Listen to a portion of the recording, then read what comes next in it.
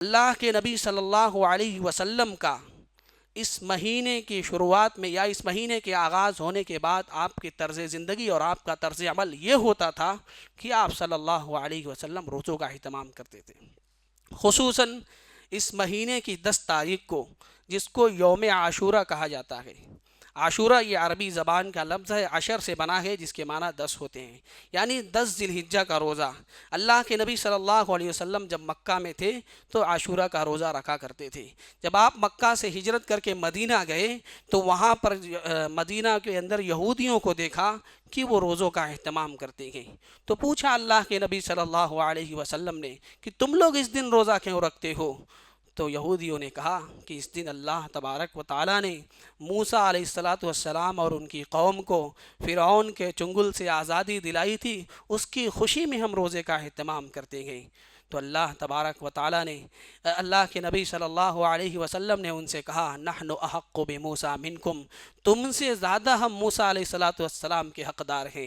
تم تو موسیٰ علیہ السلام کے جانے کے بعد تم نے ان کے دین کے اندر تبدیلی کر دی، ان کے مذہب کے اندر تبدیلی کر دی، تم سے زیادہ موسیٰ کے حقدار ہم ہیں۔ اس کے بعد اللہ کے نبی صلی اللہ علیہ وسلم نے فرمایا لئن بقیت لأصومن التاسع، کہ اگر میں آئندہ سال زندہ رہا تو میں 9 تاریخ کا بھی روزہ رکھوں گا، یعنی یہودیوں کی مخالفت میں ایک روزہ۔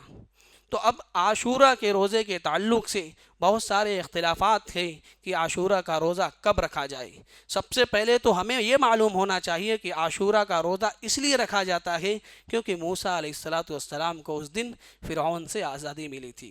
اور عاشورہ کا روزہ کب رکھنا چاہیے؟ حضرت عبداللہ ابن عباس رضی اللہ تعالی عنہ کا فرمان ہے صوموا التاسع والعاشر وخالف الیہود، سب سے افضل قول اور سب سے بہترین قول یہی ہے کہ تم لوگ 9 اور 10 کا روزہ رکھو اور یہود کی مخالفت کرو۔ 9 اور 10 کا روزہ اس لیے رکھنا ہے کیونکہ 10 محرم کا روزہ یہ اللہ کے نبی صلی اللہ علیہ وسلم برابر رکھتے تھے، یہ اللہ کے نبی صلی اللہ علیہ وسلم کا عمل اس کے اوپر برابر تھا، اور آپ کی خواہش تھی کہ اگر آئندہ سال میں زندہ رہا تو میں 9 کا بھی روزہ رکھوں گا، لیکن اللہ کے نبی صلی اللہ علیہ وسلم اس سے پہلے اس دنیا سے رخصت ہو گئے۔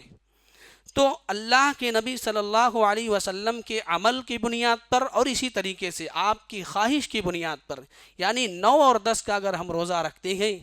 تو یہ سب سے افضل اور سب سے بہترین ہے، اور علماء کرام نے اس کو راجح اور افضل قول کرا دیا ہے۔ اس کے علاوہ اور بہت سارے قول اور بہت سارے روایتیں ہیں، کسی نے کہا کہ 10 اور 11 کا رکھا جائے، لیکن یہ ضعیف قول ہے، یہ ضعیف روایت ہے۔ اسی طریقے سے بعض لوگ کہتے ہیں کہ احتیاطاً 3 دن رکھا جائے، 9، 10 اور 10، 11، لیکن سب سے افضل اور سب سے بہتر قول